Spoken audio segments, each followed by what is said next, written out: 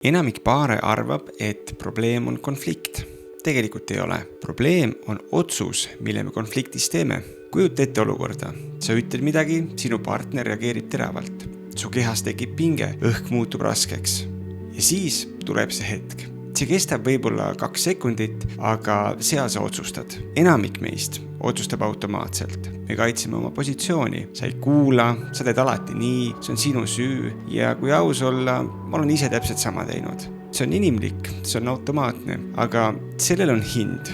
Teine läheb kaitsesse. Kontakt kaob ja algab võitlus, mitte lahendus. Siin on oluline arusaam.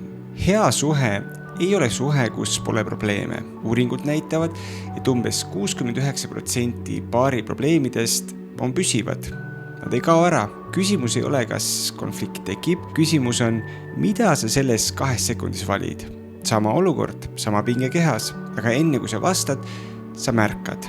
Mu rinnus on surve, ma tunnen kurbust, ma kardan, et mind ei kuulata.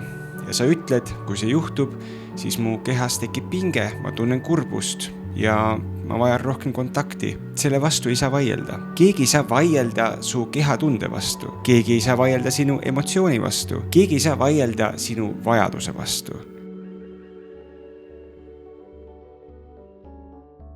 Sa ei kontrolli kõike, mis suhtes juhtub, aga sa kontrollid rohkem oma vastust, kui sa arvad. Ja sellised hetked kuhjuvad. Aastate pärast ei ole küsimus ühes tülis. Küsimus on selles, milline õhkkond teie vahel valitseb.